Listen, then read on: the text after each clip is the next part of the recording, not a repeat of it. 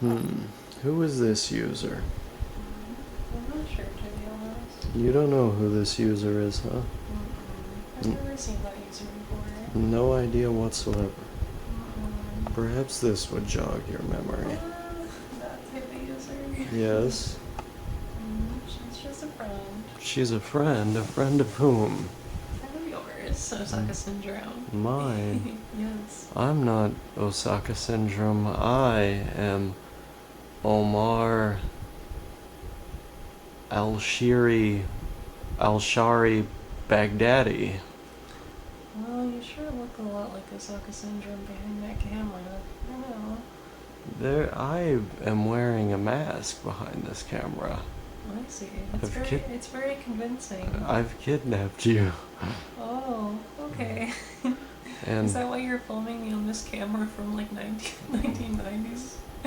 yes, and it's to create. Is it the best that you terrorists can afford? Well, we're not exactly operating on state-sponsored funds. At least, not that the international community knows of. I see.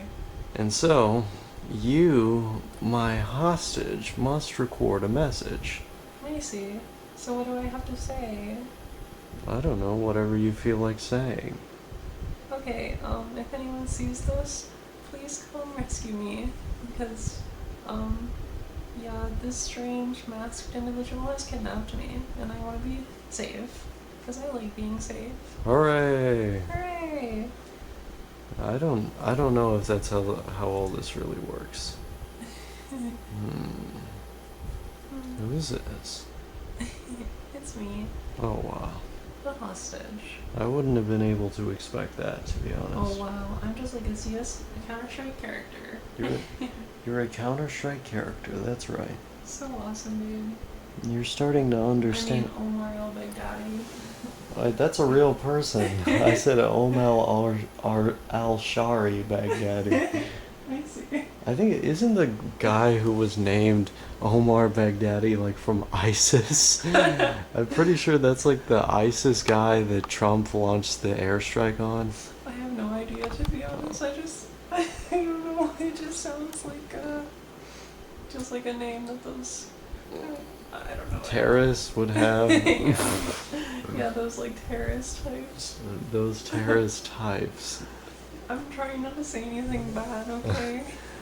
You know, you had a worse education about Muslims than I did when I was in school.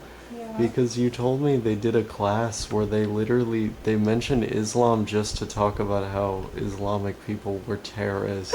I mean, yeah, like that's all they really taught us about, like that type of like culture and stuff in school. Yeah, when I was in school, we learned like about all the we had to write down like what their version of the Ten Commandments is, like the edicts. Yeah. And we had to write down like the main figures in the Islamic Golden Age and like the time periods. There was like several years of my schooling. There was like one or two lessons that focused on the Middle East, and then we went to other stuff. I mean, we talked a lot about the Middle East when we had to talk about like the Fertile Crescent and all that, but that wasn't. I mean, that's pre-Islam. Yeah. The Islam stuff and all those empires. Those are some of the most interesting things we got taught. I feel like. Yeah. Well, I learned about like some more of that stuff after school because I realized, of course, that they weren't teaching all that there was to know. Yeah. And also, I read this Oh wow. to learn about Islam. Discover Islam. Yes, I gave you that book. Yes.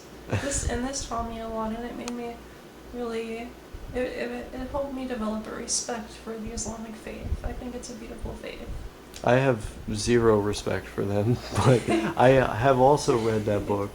Yes. And I have a translated copy of the Quran that I read, but Yes. it made me have even less respect for them. Oh wow. So I see. Well, we got different messages from that text then, but yeah. it happens. My favorite guys are like these weird white Canadian guys who converted to Islam. Like I've seen those people in Toronto, and I've literally every time I've thought, did these guys just convert because the dating market was too tight? Like, did they just convert so they could get some of that, like, Arab or, like, Asian pussy? Like, I mean, what you're forgetting is like a lot of them like are raised in communities where like being Muslim is just normal. So yeah. like it makes sense that if somebody grew up around that stuff, they would be more likely to convert. You Yeah. know, and maybe it's just the community that they live around. I don't know. I find adult converts to religion like extremely sus. Like if you're like the type of person who like you experience an adult life and then all of a sudden like you switch to a religion, like if your worldview and sense of self is that flimsy, then I don't really think you can be trusted. I think that people can be reborn anew at any time in their life, and they can transform themselves and change their life into something completely different if they so choose to. Mm-hmm. At any time, you can say, this life that I'm leading, it just isn't working for me. It just I tried my best. I did it the best that I could, but it's just not for me. Mm-hmm. And at that point, you can try something new. You can do something new, and I respect those kind of people. Yeah. Well, I guess that's Especially if they can actually keep the faith and, you know, uh, not embarrass themselves, like do it correctly. Try their hardest. I respect that a lot. that's a position that I can understand, but the thing is, like, when you're when you go from an agnostic worldview or even just like another theistic worldview to like a whole other religion, like you have to fundamentally alter certain presuppositions you have about the world. Mm-hmm. um, and I think making like these grand shifts in principle like that in adult life is really weird. That's like something people generally do when they're younger, um, and figuring themselves out. I just feel like there's something that's not very trustworthy about people that are able to do that kind of thing because it suggests like there isn't much holding them to the ground like in this world, if they're able to just like hop ideologies that frivolously. Well, I mean, I used to be like very atheistic. Mm-hmm. Like I tried so many times to explore religion, explore spirituality, and all this type of stuff, and I just could never get on board with it. I was always just like, none of this stuff has any evidence behind it. None of this stuff is provable. So, I'm gonna stay here in the atheist camp. But, in my early to mid 20s, that started to change, and I started to have a more spiritual perspective. Yeah. So, I mean, and it really did transform my life. So I think definitely it's possible. I mean, people are still learning about a lot of stuff in their early to mid 20s. I mean, I guess the kind of guy I was talking about was more like someone in their 30s or something, but um, obviously these things are always going to depend on the individual. Like what I'm describing is more like a general rule. It's not so much like like a thing that applies to every single person in every instance. It's more of like a heuristic what I'm describing, but Fair enough. I mean, I'd say take it on a case by case basis. mm-hmm. Um, Because like everybody's an individual at the end of the day. yeah, yeah, yeah. I feel like the thing is, I feel this way even about people who like switch like political ideologies like late in life or in their adult life. Like, you can change your mind about individual issues as long as the same core ethical and philosophical framework stays the same. Um, I've changed my mind about certain issues. I think, gun control is one of the main ones. That's like one of the biggest ones that I've changed my mind about. I used to be, you know, libertarian, like, guns all the way, to, now very, very regulated in terms of what I want to see. But, like, that's just one individual issue. The way that I changed my mind, the position that I changed my mind to, actually aligns more with my core philosophy and views on things from an ethical perspective. But if I were to, like, I don't know, become like a fascist tomorrow, or become like, I don't know, like a hard right libertarian or something, like that would contradict all the core assumptions that I have about the world and these fundamental values that I hold. I mean, it would be really weird if I did something like that. So I think stuff like that kind of falls in the same category as what I'm talking about, you know? Well, I mean, what if you look at it the other way around? Like, what if somebody's really into this, like, fascistic ideology into their 20s or 30s, Mm-hmm. and then at some point they just realize, like, this stuff is bad, this stuff is hateful, like, I wanna remake myself and be more, tolerant and open-minded and have a more, like different perspective on this stuff, like very libertarian or freedom-oriented perspective rather than Well, like fascistic. well, I would think it's good that they change their mind, but I would also think that that person's probably not very reliable, probably can't be trusted. I would find them at least a bit suspect if they were in my own life. But obviously, like, I would think it's good that they change their mind. Yeah. Um, and these aren't even like hard and fast like rules that I'm setting, or like thoughts that I have, you know, spent a lot of time working through. These are kind of just some general assumptions that I have. Mm-hmm. Um, so, you could have, for example, like another way of looking at this that I have considered but I'm not totally convinced by is this idea that, human beings are really malleable, and if we just try our hardest to think objectively, we have the power to fundamentally alter our worldview in a way that's not really a cause for concern or a sign of, something bad. It's just a matter of like letting the facts lead you to the right place. Yeah. And, you know, the reason why I feel like that's kind of too simplistic of a way of looking at things is because you have a lot of people who have the same facts, and they're looking at the same facts and interpreting them in relatively the same way, but they come up with radically different prescriptions for how to address what they view as the problems in society, or what someone else might view as not a problem. And the reason for that is basically the philosophical and ethical framework that they're working from.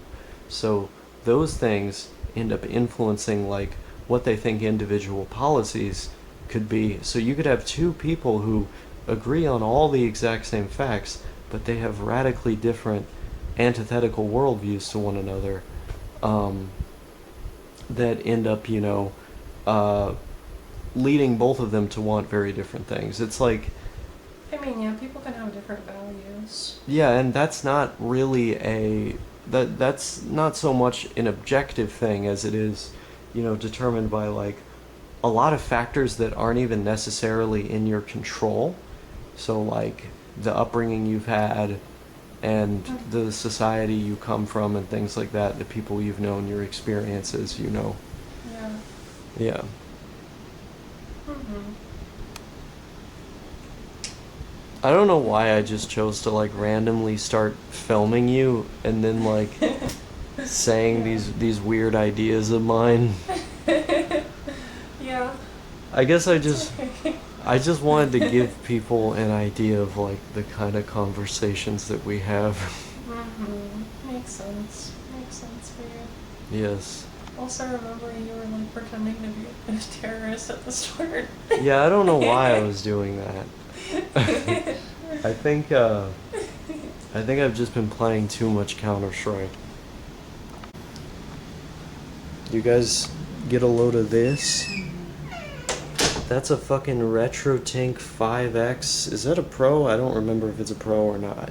You got the fucking PlayStation 2 over here. You got the fucking Sony Vega HD CRT. And over here, Oh wow. You've got the fucking white Sega Saturn imported from Japan with an action replay plugged into it, which had a pseudo Saturn Kai mounted on it, so you don't have to have a mod chip in one of these bad boys. You can just play all your burned games with this little device. It's kind of weird the way that you dump pseudo Saturn Kai, the program, onto an action replay. You literally have to burn the software onto a CDR and then do a swap trick with the Saturn, but it's a really hard swap trick to do, so, you know, I bought mine pre-made some time ago. Then we got the PS2, hell yeah, we got the GameCube and the Super Nintendo, but what's this? What's this? This is an American, not for resale, so this is like the most common version of this game. Copy of Nights into Dreams, and the reason it says not for resale and comes in this small little case instead of one of these really large cases like Cool Spot Goes to Hollywood over there, is because this was packaged in with all of the Sega Saturns that hit North America after this game was released, which is pretty cool. Or at least it was in a specific bundle. I think it was all of them. Then we got the Japanese copy of Fighting Vipers, which is a really fun arcade game, fighting game. Nice rings that you can fight in, interesting characters, nice combos, good music. This game doesn't really feel that modern like at all, which is good for me because I don't like the feeling of modern fighters. I tend to like my fighters to feel a little bit more bare bones and simple, archaic even, which this game scratches that itch. It's a whole lot of fun, especially when you got a player two nearby. And thankfully on that Japanese version, pretty much everything is in English. So you get, you know, a cheaper copy of this game from Japan, and also one that you were able to read as a Westaboo, which is quite nice. And of course, we got our friend Astolfo up there. Gotta always give a shout out to Astolfo. You know, he watches over us as we make these videos. And then over here somewhere, I have all these fucking PS2 games. I love the PS2. And then over here, we got, what is that, King of Fighters 95? Yeah, I've actually yet to play this game on my Saturn. I've just had it sitting over here forever. But we have King of Fighters 95 with the actual cartridge expansion that holds, I believe, the character animations on it. Fucking super excited to play that game. Somewhere over there, there's Yoshi's Island. Fucking Baroque, Tribes, Resident Evil 4, Code Veronica, Sniper Elite, Space Channel 5, that's a classic, Disgaea.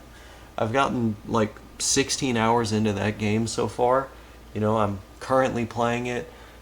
Really, really fucking fun. Even just a grind in that game, it's so much fun. Great strategy RPG. Why am I randomly filming video games that I have and then talking about it? No fucking idea. There's not even a topic to this video. I'm just trying to use all the space on this mini DVD while I engage in tests for this strange camera. Look at this fucking thing. You guys know about diet caffeine-free Beppis? I would hope that you know, or else you're not watching enough of this channel.